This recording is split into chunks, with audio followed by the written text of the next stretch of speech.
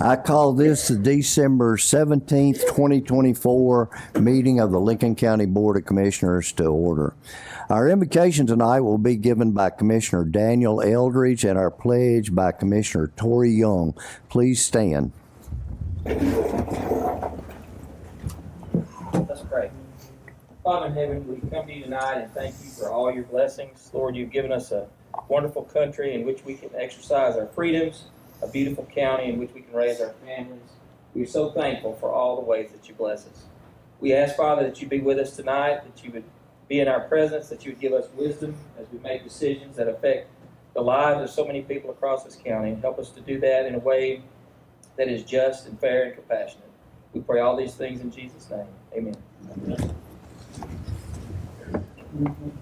I pledge allegiance to the flag of the United States of America and to the republic for which it stands, one nation, under God, indivisible, with liberty and justice for all. Thank you, Daniel, and thank you, Tori.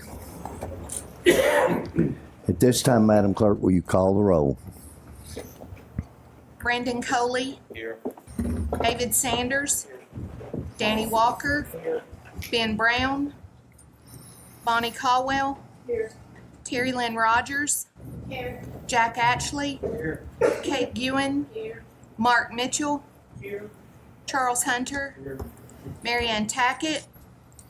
Steve Spray. Here. Daniel Eldridge. Here. Jason Nix. Here. Anthony Taylor.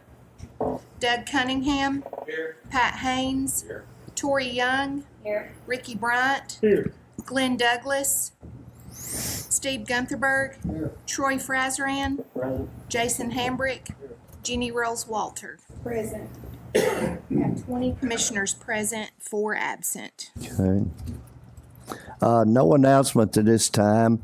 We do have one person registered for public comments. Meredith Kowalski, you have 3 minutes for your comments.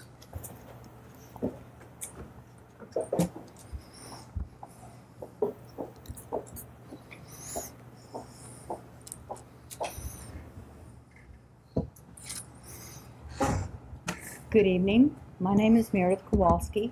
I live at 8 Long Meadow Drive in Fayetteville, Tennessee, in the Park City subdivision area.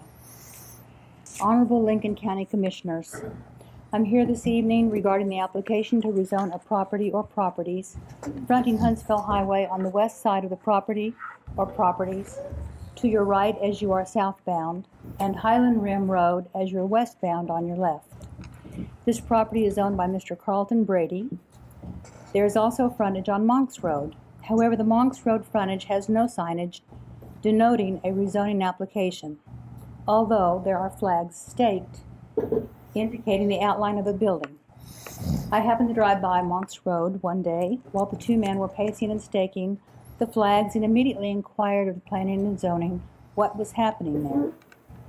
I'm a homeowner in this neighborhood and addressed the Planning and Zoning Committee and members of the community that were present at the October meeting. I have significant concerns about changing the zoning on Monks Road, frontage to commercial. Currently, there's a day spa at the corner of Highland Rim and Monks. I'm pleased with the changes in the neighborhood in the past few years, improving tremendously from mostly rentals to now being homeowners. There are many young families with children playing, walking, bicycling, and adults running and walking for fitness.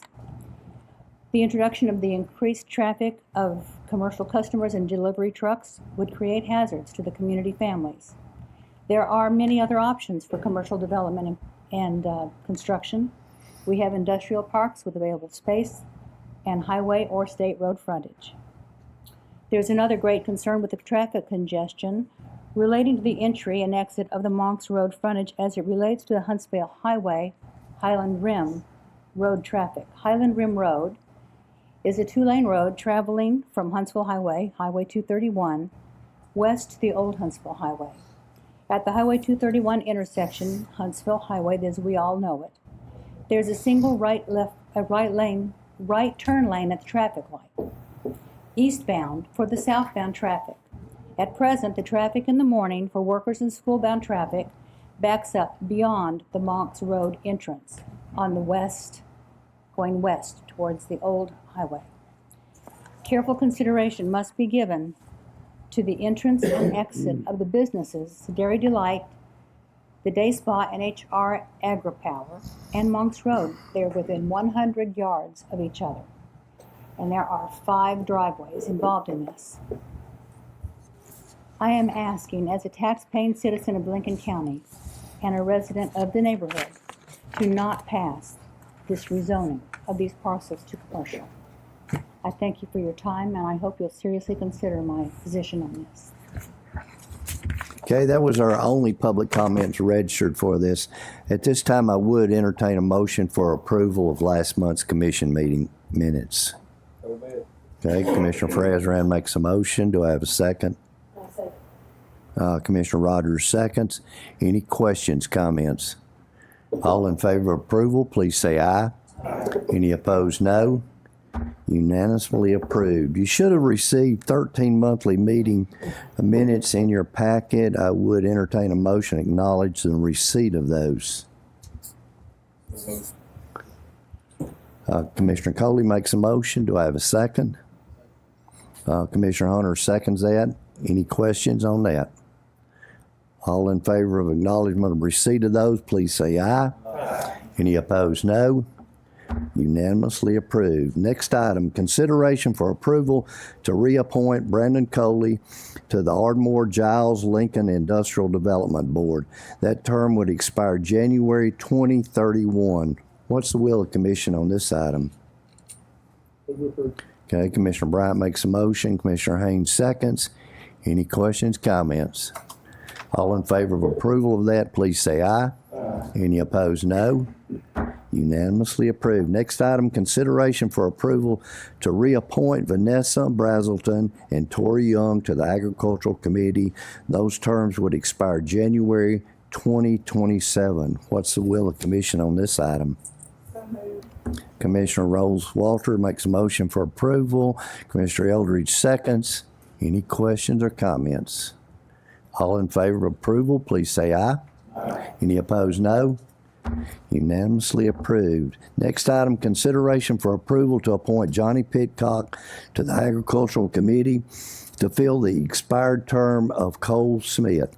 That term would expire January 2027. Commissioner Frazran makes a motion. Do I have a second? Commissioner Young seconds that. Any questions, comments? All in favor of approval, please say aye. Any opposed, no. Unanimously approved. Next item, consideration for approval to reappoint Troy Frazran and Danny Shelton to the Zoning Appeals Board. That term would expire January 2030. What's the will of the commission on this item? Okay. Commissioner Gunthenberg makes a motion for approval. To have Commissioner Hunter seconds that. Any questions or comments? All in favor of approval, please say aye.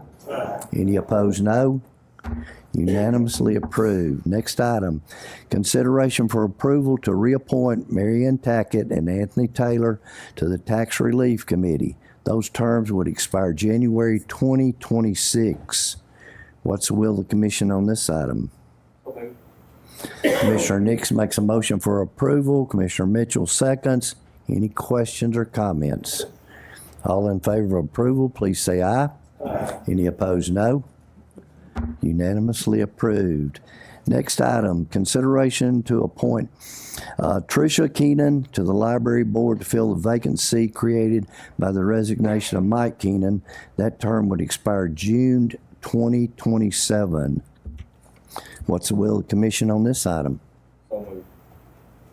Commissioner Coley makes a motion for approval. Do I have a second? Commissioner Frazran seconds. Any questions or comments? All in favor of approval, please say aye. Any opposed, no. Unanimously approved. Next item, Doug Campbell, Director of Fire EMA. Consideration for approval of resolution regarding a countywide fire department. Doug? Good evening. In your packets, this is just a cleanup resolution recommended by CTAS to the county.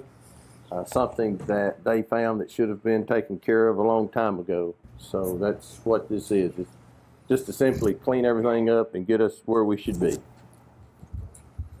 Any questions? Everybody read it? Understand it?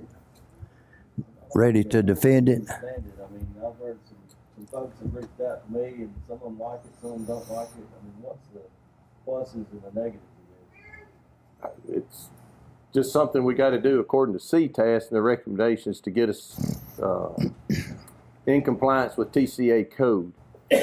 We're set up that way and have been set up that way from day one. This just says we're doing it the way we're supposed to be and using the taxes as we should with the current funding amounts that we get with the volunteer fire department. Any other questions? What's the will of the commission then? Move to approve. Okay, Commissioner Walker makes a motion for approval. I have a second. Commissioner Gunthenberg seconds. Any questions or comments? All in favor of approval, please say aye.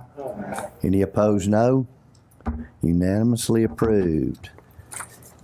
Next item, Tracy Perkins, Lincoln County Director of Planning.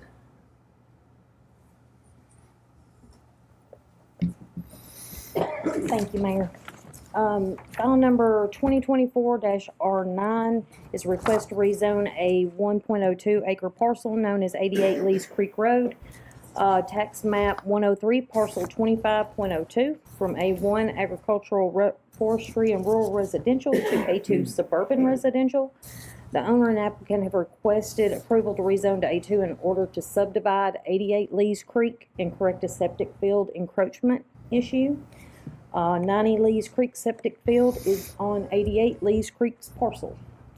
The surrounding areas, surrounding properties are all zoned A1. Planning Commission gave a favorable recommendation for this rezoning on November 4th. So we are here, and we Okay. had a public hearing earlier tonight with no comments. Any questions on that? You understand what's being done? Would entertain a motion. Move to approve. Commissioner Spray makes a motion for approval. I have a second. Commissioner Ewan seconds that. Any comments? All in favor of approval, please say aye.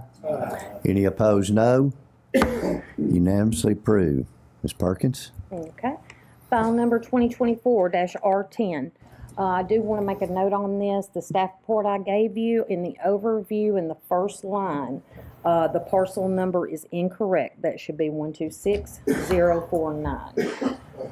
So 2024-R10 is a request to rezone two parcels located at the corner of Highland Rim Road and Huntsville Highway.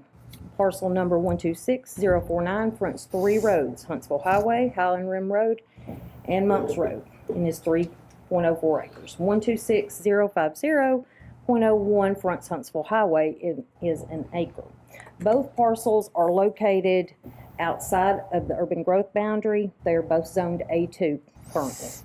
The owner and applicant have requested approval to rezone to C1 in order to build a new commercial office building. Immediate surrounding area or properties are zoned A2. Properties across Huntsville Highway and Highland Rim Road are zoned C1, and they are located within the urban growth boundary. On November 4th, the Planning Commission did not recommend rezoning to C1 due to the property being outside of the UGB, citing TCA 6-58-107, which is the growth law. To be consistent with the growth plan on file for Lincoln County, the property needs to be located within the urban growth boundary or planned growth area. These parcels both lie in the area designated rural on the Lincoln County growth plan. There are no planned growth areas at this time. We did have a public hearing earlier tonight. One person spoke, or two people spoke. One person was not in favor, and the other was the owner, who explained what they're going to do there. Okay. This is one of the things, and I appreciate Ms. Perkins, what she found this afternoon. One of the things that relates to help you understand, back in 1999, when we were going through the 1101 plan and everything, we got the minutes for the meeting that was on December the 20th, 1999 on this. And that committee, the county committee, which was made up of L.C. Curtis, Harry Hill, Dr. Lewis Bledsoe, Newsom Monks, Mike Hyde, Carlton Brady, Claude McGehee, Jerry Mansfield, Mark McGee, and Sue Welch met. And this is one of the things, at this time we had, Fayetteville had their committee, Lincoln County had their committee, Ardmore had their committee, Petersburg had their committee. At this time, the reason we don't have any county growth plans was made in that meeting, a decision, and I'll read, a discussion was conducted concerning growth in the Park City area and the development of services.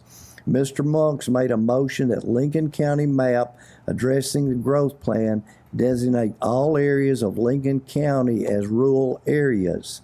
That's the reason we did not have a county growth area at that time.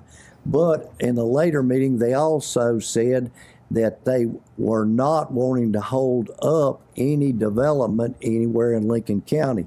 It's just because at that time there was not any areas that particularly wanted, that the people wanted to be designated as a county growth area. So when you look at those maps, there never has been a county growth area. There's been the urban growth area on it. So this property at that time, would it have been put in a county growth area? All the development was occurring in that area at that time, but that's something Ms. Perkins found, and we just knew that this afternoon. So I think it's information that's pertinent to this process. Question, Mayor. Yes. Should a sign noting the public hearing should have been on Monks Road? We've had one on that one. From what I understand, no, because there is no entrance from Monks Road to that parcel. So that was not needed. 2 others were put out on that parcel. Actually, I think 3 signs.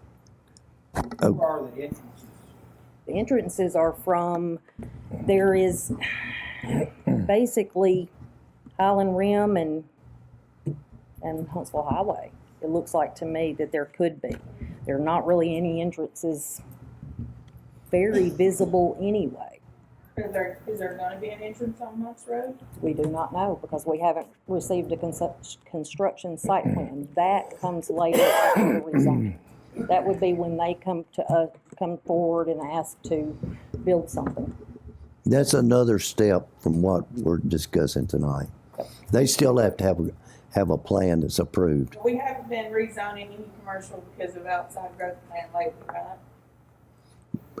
People that have come forward. We have, but not recently. Right.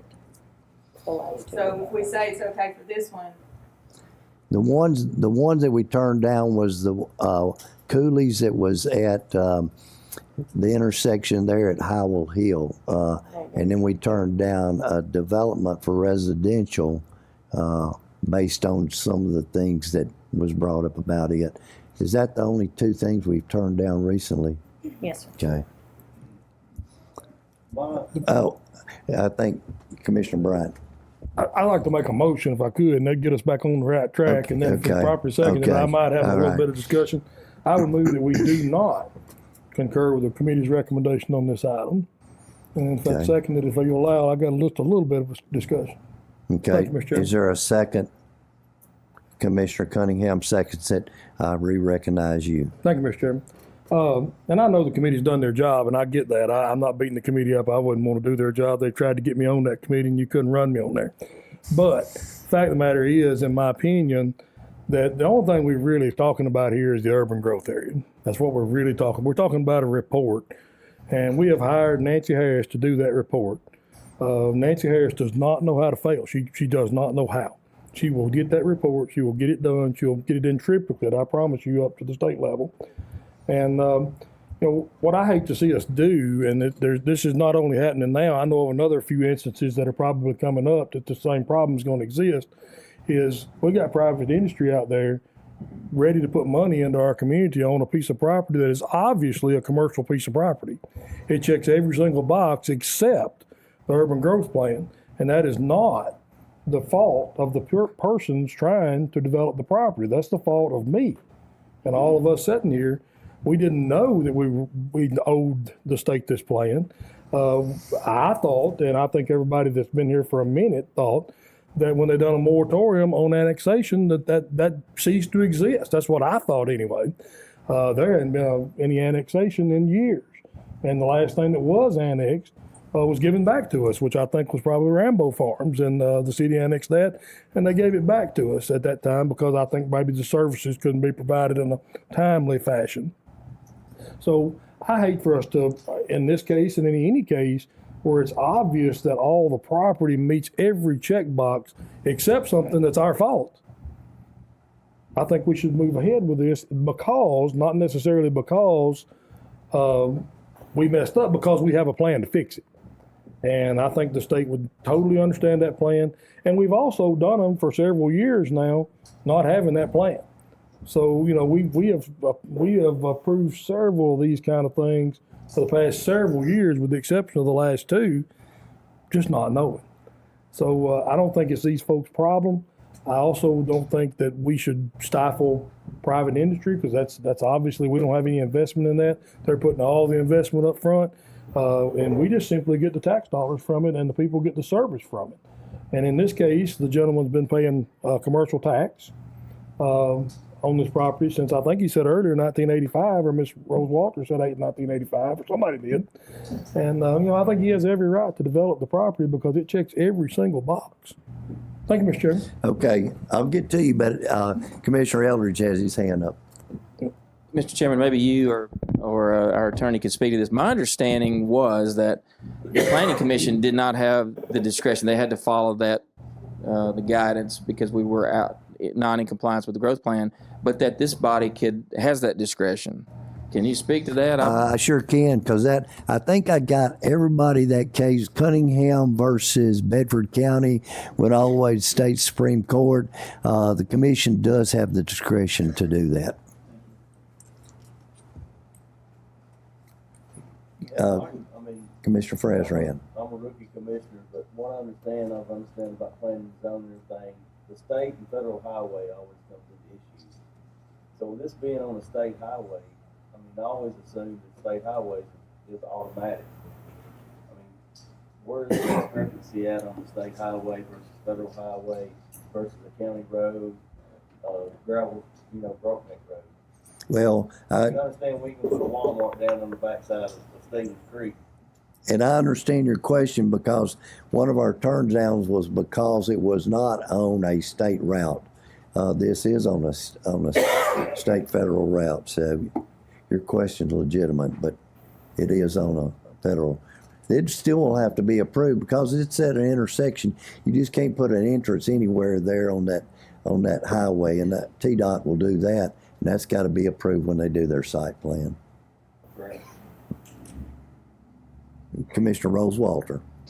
We're talking about checking boxes, and so when I vote on anything, I want to research and make sure that I've done my due diligence. In my communication with CTAS, they've stated that while the rural area, which this obviously would be in the rural area, identifies areas to be preserved as agricultural, forest, recreational, wildlife management, and for uses other than high-density commercial, industrial, or residential development. So we can have this sort of development, but it cannot be high-density development. The RA can have commercial, industrial, or residential. The statute does not define what constitutes high density. That comes to the county, and it can be done through the growth plan, the general comprehensive plan, or the zoning ordinance. And we've done that, in my opinion, in our zoning ordinance, because we define C1, general commercial district, as any development that is along the general or highway commercial activities along the principal thoroughfares in Lincoln County. And when you look at what general commercial district means, it refers to the development of a wide range of business uses typically located along the major roads. And then you go back further and look in minutes from Planning and Zoning Commission in 2021. Nancy Harris asked her commission for their interpretation of what C1 was, and they all concurred with her interpretation, which was that C1 zoning should be adjacent to the state maintained thoroughfares. And if you look further into planning and zoning, we've got just C1, but then you look at industry, we have I1, then you have I2, which is heavy, I3, which is heavy, and then R3 development, which is heavy. So we've defined all of those as heavy development. So those would not be able to be done currently in the RA, but you could do the C1. So that's my interpretation from everything that I've looked at. I do agree with Ms. Meredith that I would prefer that no more traffic would go onto that road going into the subdivision, but that's not what we're voting on tonight. It's strictly the zoning. So when it comes to that point, I would hope that they would look at and consider what that would do to the people along those areas. But according to what I'm looking at, checking the boxes, you got to vote for it. Any comments, questions? Chair, Yes, Commissioner Hatchley. I don't have a problem with the property that fronts the Huntsville House. And I know it's all one big property. But as that creek separates it, seems to be the problem is from that creek back toward Monks Road. If he subdivided it, I wouldn't have a problem with the front part. The back part, if you zone it, and then he can put something in there and there'll be some kind of small commercial, and a lot of traffic could be in there, big trucks could be in there, and all the money we're gonna make on the taxes and all, we'll have to put back and redo the road because all of them heavy trucks. Now, I'm speculating, it may not be that, but me, I don't have a problem with the frontage on the Hudson Highway, but I kinda have a problem Moss Road, but if we do it all, they'll be able to do whatever. Okay. Any other? Okay. The motion before that's been properly seconded is to change it to a commercial C1. Everybody understand that? Let's call the roll.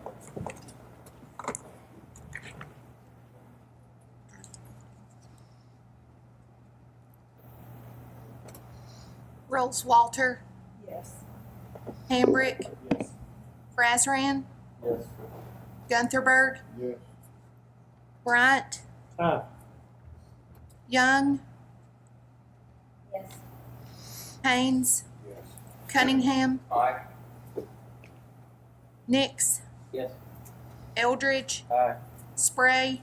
Yes. Hunter. Yes. Mitchell. Ewan. Yes. Ashley. No. Rogers. No. Caldwell. Yes. Brown. Yes. Walker. Yes. Sanders. Coley.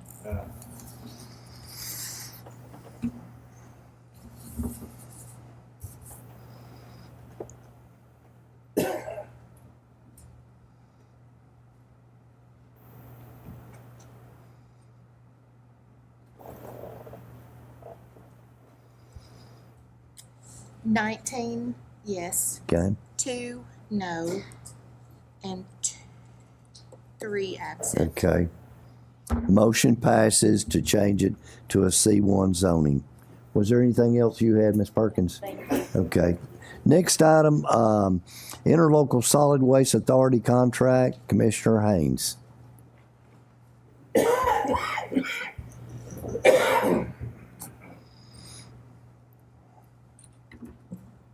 Hope y'all have seen the prices in our packet tonight. We've had long, drawn-out meetings for contracts. We did have an opportunity to sign a one-year extension with our contractor as of now, but it would have been almost 80 cents per ton. We were lucky to get a 10-year contract, and 10-year contracts are not happening anymore, with 2 5-year extensions. So as of right now, starting April 1st, our rate is going to be $58.86 per ton. And our rate now is 60, I don't have it in front of me, $63. So for 10 years, we know what we're going to be paying. We can budget for it. It's a good contract, and possibly 20 years. But by that time, I won't be worried about it. Thank you. Okay. This does not have to be approved by this commission, but I would entertain a motion that we do approve it. I'm sorry, I didn't see. Commissioner Ashley makes a motion. Do I have a second? Commissioner Nix, any questions or comments? All in favor, please say aye. Aye. Any opposed, no. Unanimously approved. We thank you a lot. We appreciate it. I know you've done a lot of hard work on that. Next item, we're ready for our H.H. Lincoln Health update and our president, Miss Mary Beth Seals.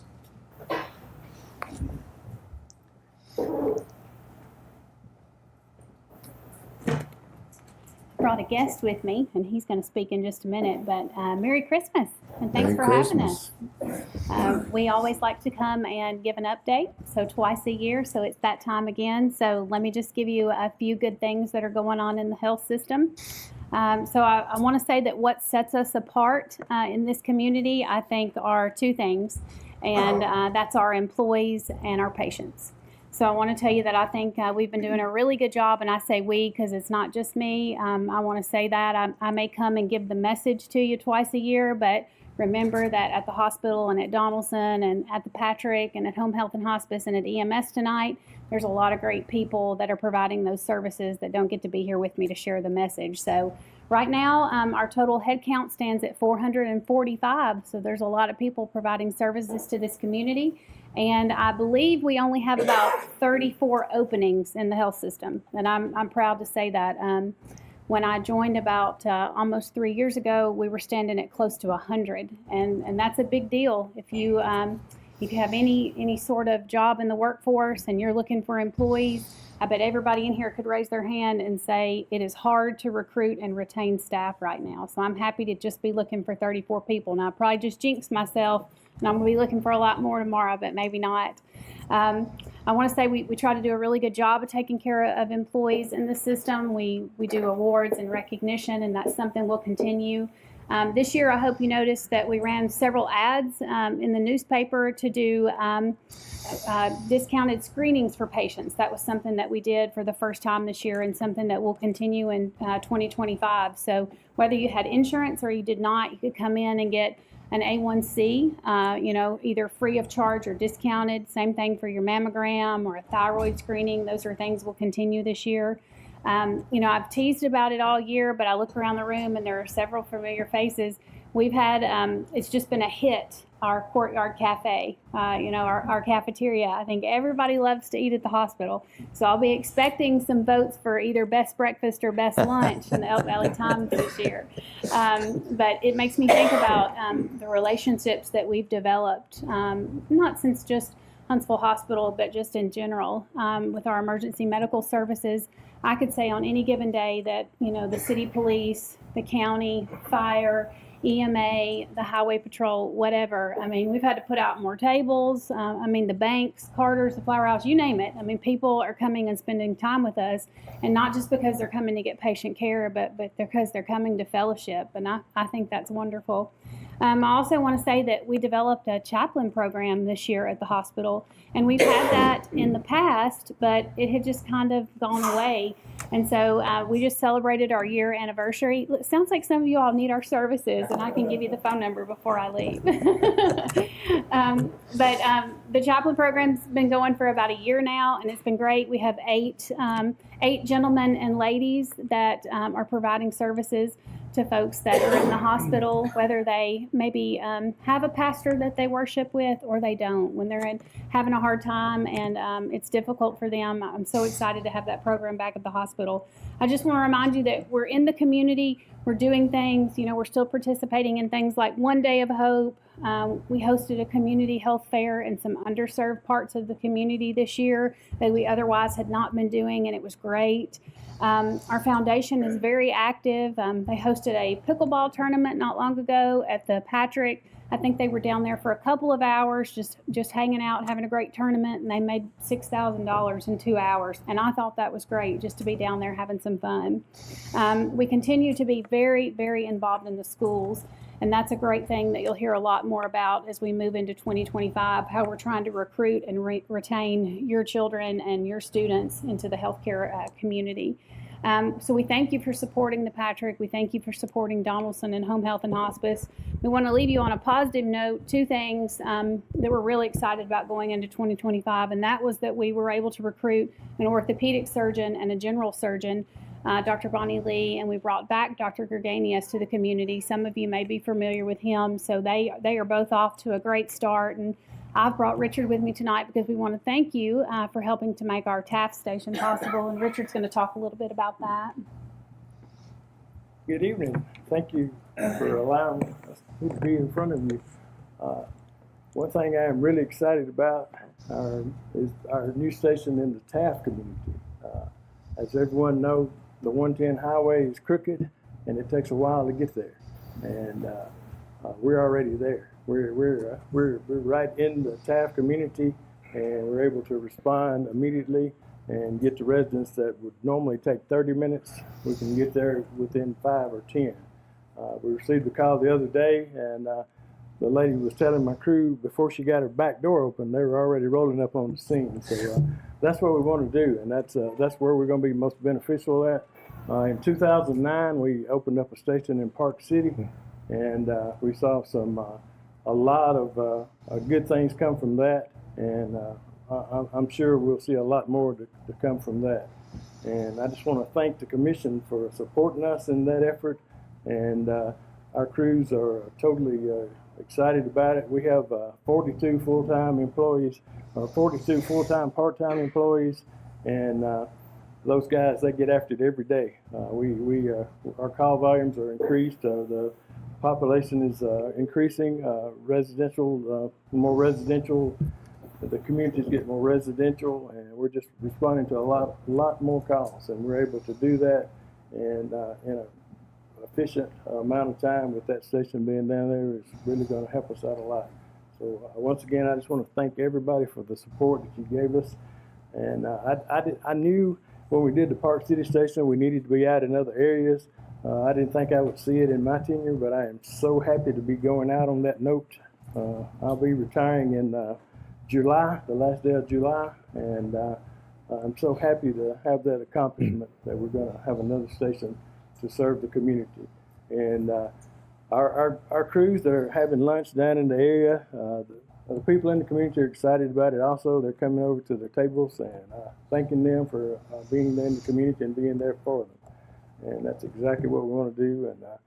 And you'll never know how much I appreciate everything that you've done for us to make this happen. And we're all going to be benefit from it. Thank you very much. Any questions? Just a quick comment. Miss Mary Beth, don't let that general surgeon get gone. I had some interaction with her. She is very good. And the getting that together, I want to recognize Doug Campbell too, because all of the things, this was a lot of good people that were looking for what's best for Lincoln County and got it done. And Mary Beth and all of her team and Doug and his team, I just want to thank y'all for making it happen. Thank y'all. Definitely a joint effort that came together. Thank you. Thank you.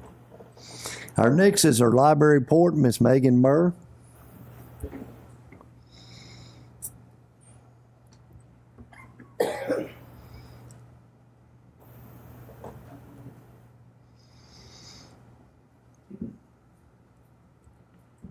Good evening. Thank you guys for allowing me to be here this evening. During the month of November, we had 2,018 patrons visit the library, and they checked out a total of 1,220 physical materials and 2,762 digital materials. We continue to offer our normal range of monthly programs, but we are excited to announce the upcoming launch of a new educational resource program that will provide curriculum, lesson plans, and a wide variety of learning tools for all students in our county, kindergarten through 5th grade. So we look forward to that in January of 2025. As many of you may know, we did recently encounter another problem with our heating system. Our building likes to plague us at least once in the summer and once in the winter. So I did want to speak to that for just a moment. We did have a part on our boiler system that went bad. We had to close the building for a little bit of time, but I am happy to announce that that is fixed. We are fully up and running, and wanted to thank the community for their patience during that closure. And that's my report.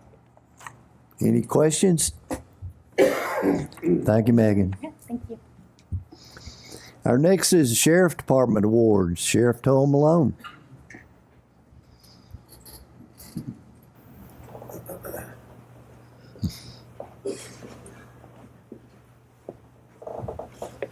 I talk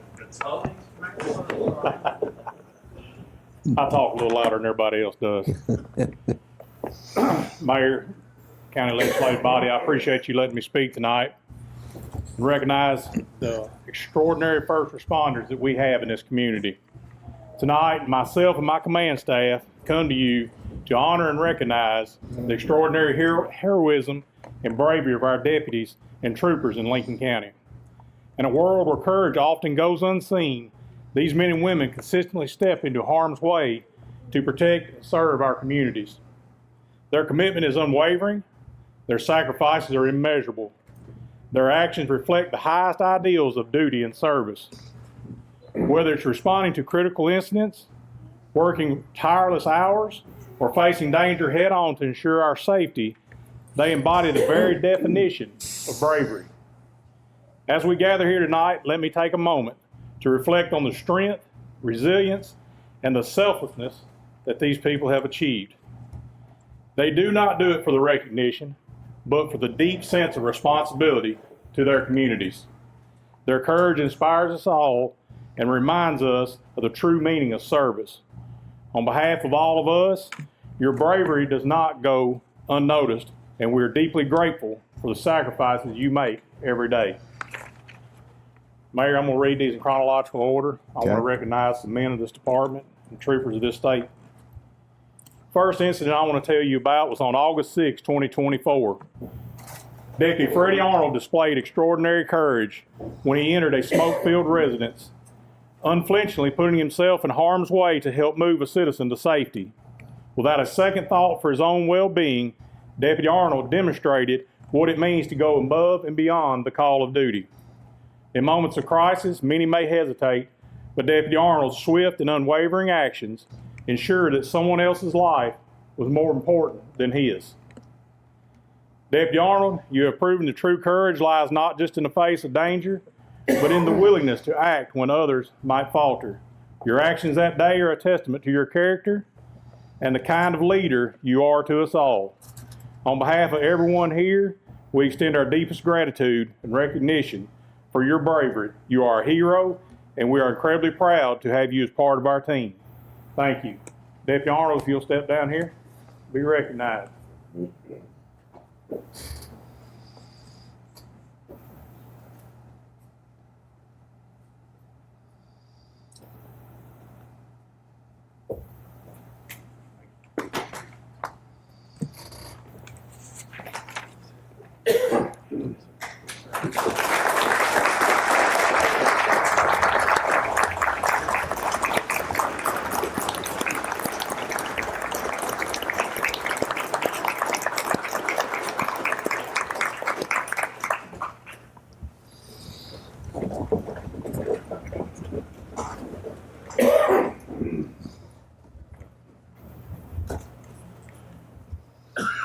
These next instances I read, I remember them both. It seems like we had a month or two there that was a pretty challenging stretch here in the county. This next one I'm going to read to you. On the night of August 6, 2024, you'll realize that's one day later than Deputy Arnold's event. Deputy Lehman and Trooper Toma found themselves facing a situation that none of us could ever truly prepare for. An intense and dangerous hostage standoff. The kind of moment where the balance between life and death are fragile and every second counts. In that moment, when most would hesitate, these two men acted with unwavering courage. They placed themselves directly in the line of danger, choosing to confront an armed and unpredictable subject. Their decision to step into that perilous situation was not one of recklessness, but of calculated bravery. By doing so, they did not only risk their own lives, but they also created an opportunity for an innocent life to be saved. As an armed subject's attention was drawn away from their heroic actions of a Deputy Lehman and Trooper Toma, they allowed the hostage, an innocent victim, to be moved to safety. Their quick thinking, combined with immense sense of duty and selflessness, provided a window of hope in a moment filled with uncertainty. It's easy to talk about heroism from a distance, to admire others who face danger with bravery. But what Deputy Lehman and Trooper Toma demonstrated was something far more profound.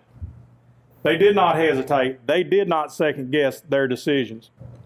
They understood that that very moment their actions could mean the difference between life and death for another human being. And so, without concern for their own safety, they charged forward with resolve and determination. These men exemplify the core values that all of us in law enforcement hold dear: service, sacrifice, and an unshakable commitment to protecting our communities. They remind us of the true courage is not about the absence of fear, but the resolve to act in spite of it. Deputy Trent Lehman, Trooper Nicholas Toma, we stand here today in awe of your bravery. You set an example of what it means to be a hero, not because you sought recognition, but because you did what was necessary when the moment called for it. You put your own safety aside, made a split-second decision, and in doing so, saved a life. Your actions will be remembered as a testament to your courage, selflessness, and the spirit of heroism that defines not only law enforcement, but the very best of humanity. Thank you, Trent Lehman, Trooper Toma, for your bravery, your sacrifice, and your unwavering commitment to making our world a safer place. You truly earned our deepest respect and admiration. Trooper Toma, Deputy Lehman, if you'll step forward.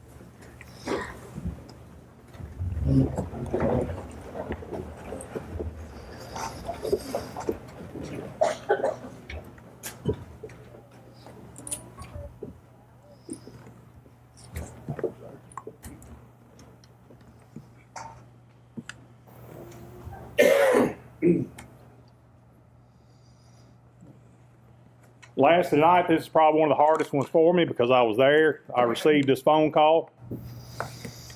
I want to honor the exceptional courage and the unwavering bravery of 4 individuals whose actions on the night of October 11th, 2024 went far beyond the call of duty. These men did not simply respond to a call of shots fired. They faced danger head on with unshakable resolve to protect and serve. Tonight, we recognize Deputy Jacob Clark, Deputy Jace LaFevers, Deputy Nathan Maynard, and Trooper Austin Thornton as true heroes. On that fateful night, these officers were thrust into a situation that could have turned deadly at any moment. Responding to a report of shots fired on the west side of the county, they arrived at one goal: to ensure the safety and security of the community they swore to protect. What they faced, however, was a ruthless ambush. Multiple volleys of gunfire aimed directly at them. But these men, these brave public servants, did not flinch. They did not back down. They stood their ground with unwavering determination, with remarkable composure, and with an incredible sense of duty. Even in the face of imminent danger, they remained focused on the task at hand. Their priority was the safety of the public, even with their own lives on the line. It's not every day that we witness such extraordinary courage. These 4 officers exemplified the true meaning of heroism.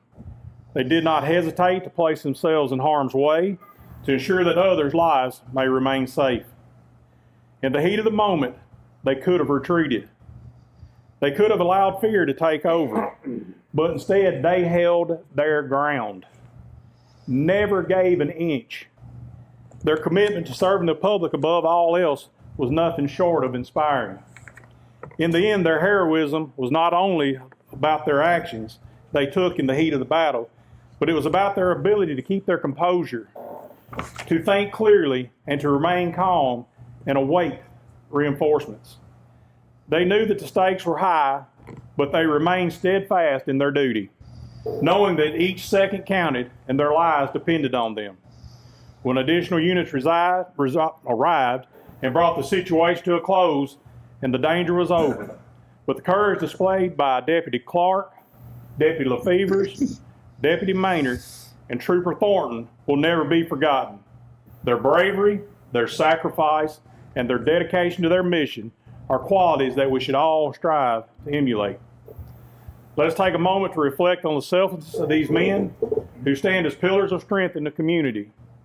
Their actions as a reminder of risk our law enforcement officers take every day to keep us safe. And today, we salute them, not just as officers, but as heroes.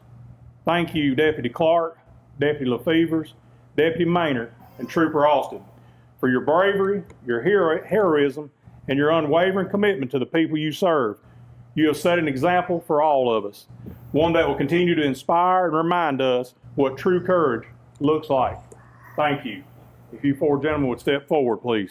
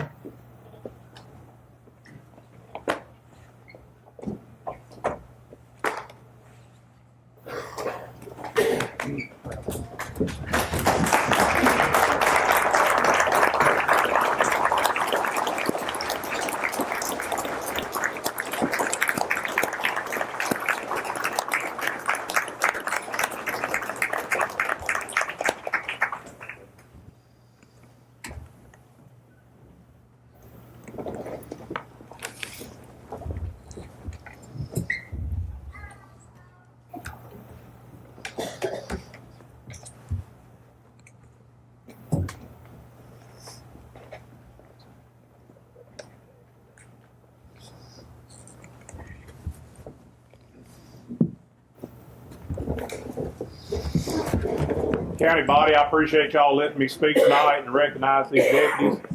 I could go into greater detail on these events, but that's not for here. That's to be aired in court. Just to understand that the men and women that serve this county do it out of love. And they do it out of an unbelievable respect and commitment to this county that they love, and they love it just as much as I do. I thank y'all for allowing me the time, and I hope y'all have a Merry Christmas. Thank you, Sheriff.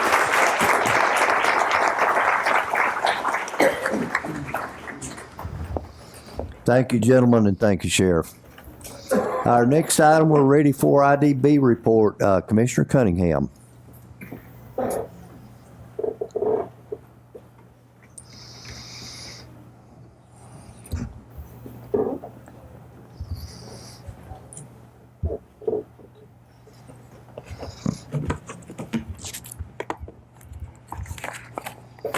Pause to make it quick. Quick's just not my name. I don't know, but anyway.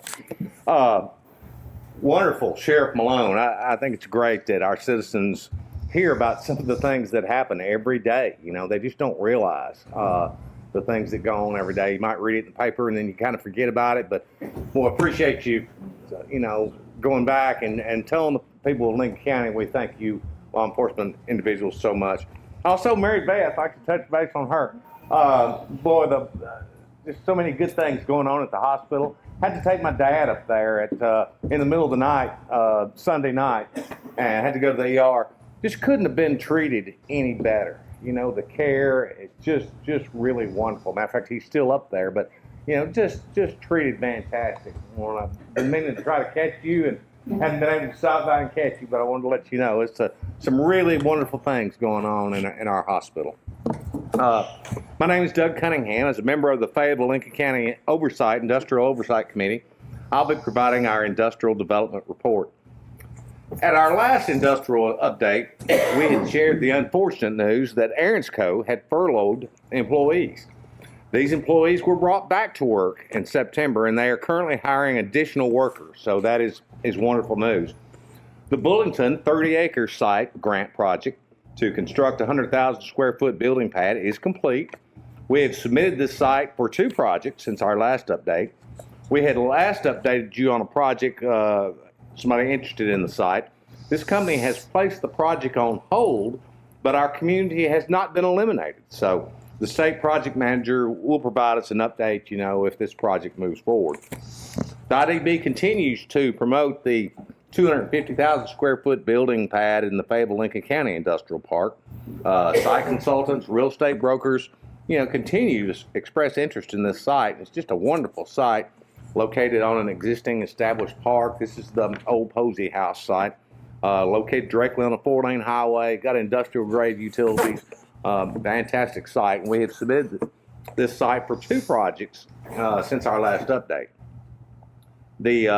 The new owners of the former JCF building, Cam Dog Housing LLC, they have listed this building and all the equipment, inventory, etc. for sale with a broker out of Memphis.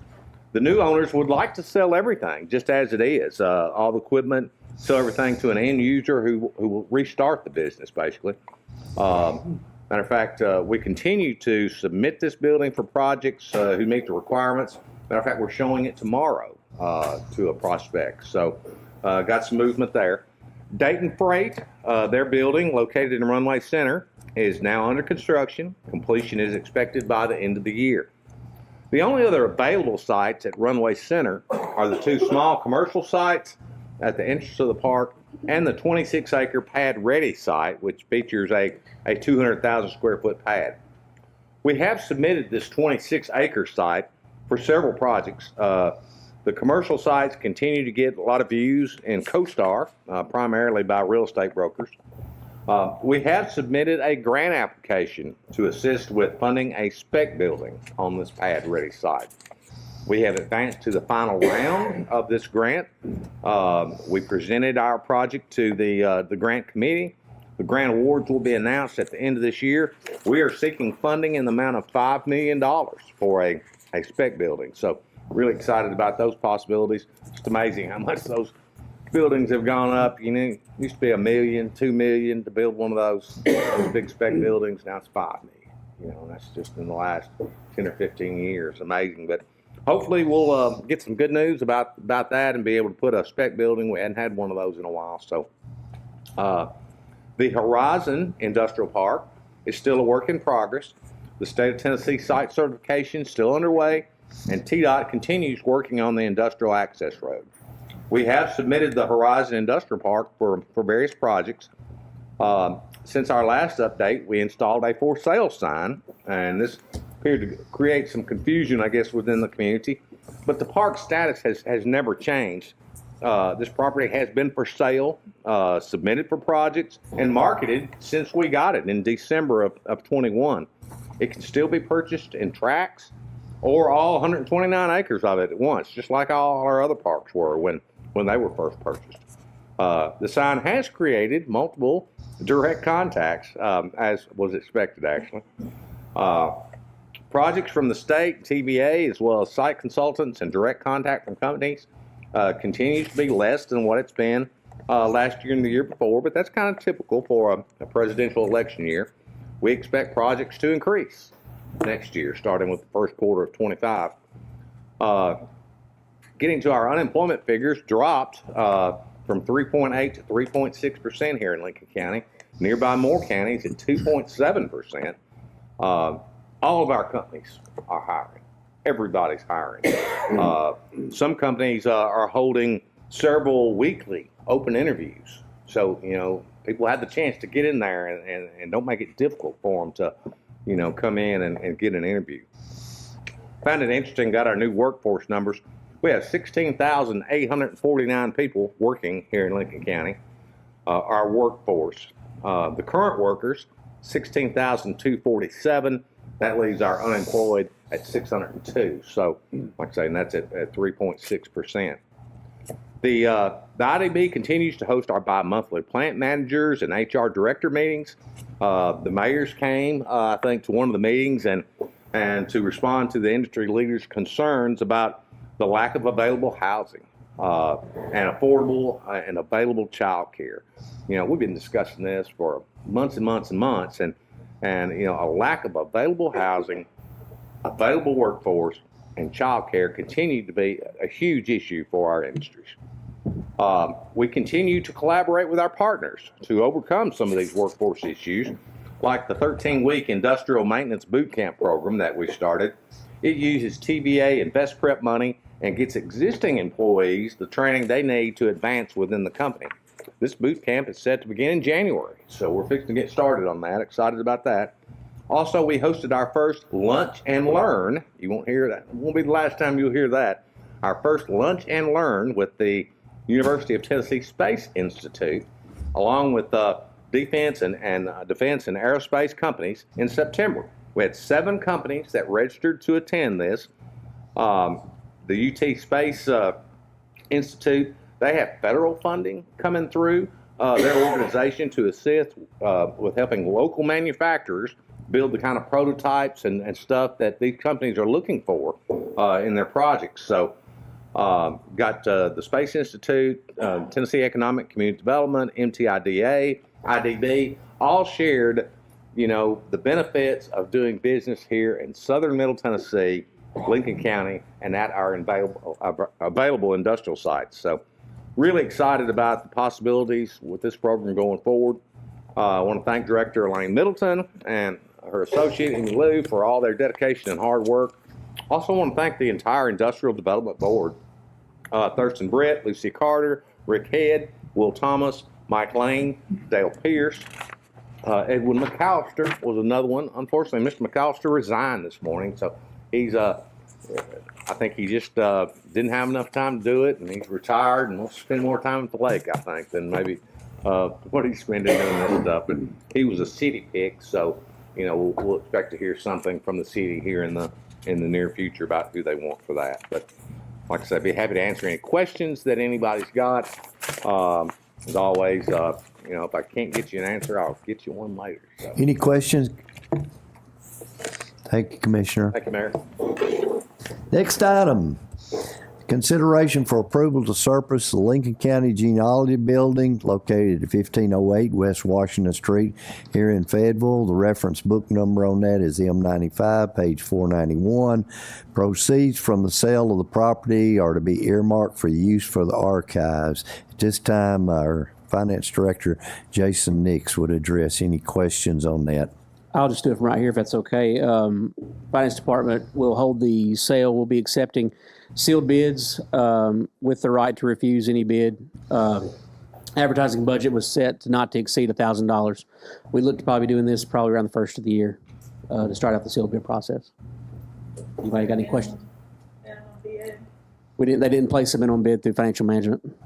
But like I said, we do reserve the fact to refuse any bid that we don't see worthy. The tax card on it was $68,800 according to the tax card.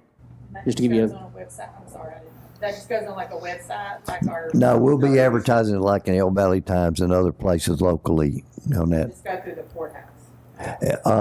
No, it'll go through the finance office. Yeah, Not a realtor. The sealed bids, and there will be a meeting at there that we'll advertise. People can come look at the building. Then we will have sealed bids submitted. They will be turned in to Jason Nix. There will be an opening that they can be at, and at that time, financial management would decide whether it's an acceptable bid. Correct. Yeah, okay. Any questions on that? Entertain a motion to proceed on that. Commissioner Mitchell makes a motion. Commissioner Young seconds. Any questions, comments? All in favor of proceeding with that, please say aye. Any opposed, no. Unanimously approved. Commissioner Bryant, you think your voice gonna hold out? This will be fun. Let's Hold try on. it. Here we go. The Budget Committee of County Legislative Body of Lincoln County, Tennessee met pursuant to due notice at the Lincoln County EMA office on December the 3rd, 2024 at 5:00 p.m. Item 1, the county mayor didn't have anything. Item 2, Finance Director presented the following items. Item A, 101 General Fund Budget Amendments. We had a motion by Commissioner Taylor, seconded by Commissioner Spray. Passed 7 yes, 1 absent to recommend approval of the 101 General Fund Budget Amendments. What's the will on this item? Commissioner Spray makes a motion. Commissioner Hunter seconds. Any questions? All in favor of approval, please say aye. Aye. Any opposed, no. Unanimously approved. Commissioner Bryant. B, 122 Sheriff's Drug Fund Budget Amendment attached. We had a motion by Commissioner Hambrick, seconded by Commissioner Taylor, and passed 7 yes, 1 absent. Recommend approval of the 122 Sheriff's Drug Fund Budget Amendment. What's the will on this item? Commissioner Rose Walter makes a motion for approval. Do I have a second? Commissioner Young seconds. Any questions? All in favor of approval, please say aye. Aye. Any opposed, no. Unanimously approved. Commissioner Bryant. C, 131 Highway Fund Budget Amendment. We had a motion by Commissioner Bryant, seconded by Commissioner Taylor. Passed 7 yes, 1 absent to recommend approval of the 131 Highway Fund Budget Amendments. What's the will of the commission on this item? Move and concur. Commissioner Bryant makes a motion for approval. Do I have a second? Second. Commissioner Fresran seconds. Any questions, comments? All in favor of approval, please say aye. Aye. Any opposed, no. Unanimously approved. Commissioner Bryant. D, 141 General Purpose School Fund Budget Amendments. They're attached. We had a motion by Commissioner Taylor, seconded by Commissioner Spray, and passed 7 yes, 1 absent. Recommend approval of the 141 General Purpose School Fund Budget Amendments. What's the will of the commission on this item? Commissioner Spray makes a motion for approval. Do I have a second? Commissioner Sanders makes a second. Any questions? All in favor of approval, please say aye. Aye. Any opposed, no. Unanimously approved. Commissioner Bryant. E, Financials for December 2024. We had a motion by Commissioner Sanders, seconded by Commissioner Bryant. Passed 7 yes, 1 absent. Recommend approval of December 24 financials. Would entertain a motion for approval of those. So be it. Commissioner Fresran makes that motion. Do I have a second? Second. Commissioner Bryant seconded. Any questions? All in favor of approval, please say aye. Aye. Any opposed, no. Unanimously approved. Commissioner Bryant. Item 3, subsection 1. Circuit Court Clerk Lisa Simmons requested a full-time position replacing a retiring employee. We had a motion by Commissioner Bryant, seconded by Commissioner Sanders, and passed 7 yes, 1 absent to reaffirm the Personnel Committee's decision to give Circuit Court Clerk Lisa Simmons a full-time position to replace the employee retiring. What's the will of the commission on this item? Move and concur. Commissioner Hunter makes a motion. I saw him first, excuse me. Commissioner Bryant seconds it. Any questions? All in favor of approval, please say aye. Aye. Any opposed? No. Unanimously approved. Commissioner Bryant. Finance Director Jason Nix informed the committee that we had some cleanup in the personnel policy language. And we had a motion by Commissioner Caldwell, seconded by Commissioner Hambrick, and passed 7 yes, 1 absent to confirm the Personnel Committee's decision to recommend approval of the changes in the personnel policy language. What's the will of the commission on this item? Commissioner Sanders makes a motion for approval. Do I have a second? Commissioner Haynes seconds. Any questions? All in favor of approval, please say aye. Aye. Any opposed, no. Unanimously approved. Commissioner Bryant. Item 6, we had an announcement by the Vice Chairman that there's a possibility that a Economic Development Director, Winston Brooks, may come to our January meeting. That's all we have, Mr. Chairman. All righty. Next item, I think we're down to notary publics, Madam Clerk. Rita R. Shelton by Commissioner Spray, Crystal Wilson by Commissioner Nix, Dale Glegern by Commissioner Rogers, Anna Bradford by Commissioner Tackett. Any additions? Entertain a motion for approval of that list. Commissioner Mitchell makes a motion for approval. Do I have a second? Commissioner Young seconds. Any questions? All in favor of approval of those, please say aye. Any opposed, no. Unanimously approved. don't get your items up. We got some more to go in new business. Under new business, I'll open it up and recognize Jason Nix as our finance director. Just one small thing. I handed it out right before the meeting. It's a something that we missed or kind of did some communication in the budget meeting earlier this month. It didn't go, but it's some surplus items from the sheriff's department. A truck ladder rack, old truck bed trailer, another couple other trailers, electrical services, and miscellaneous tools. Just some items that need to be surplus to the sheriff's department. And that's all I had. What's the will of the commission on these items? Okay, Commissioner Cunningham makes a motion to surplus those. Do I have a second? Second. Commissioner Eldridge seconds that. Any questions? All in favor of surplusing those items, please say aye. Aye. Any opposed, no. Unanimously approved. Any other new business come before the commission at this time? Make a motion to adjourn. Got a motion to adjourn by Commissioner Fresran, second by Commissioner Bryan. All in favor, please say aye. Aye.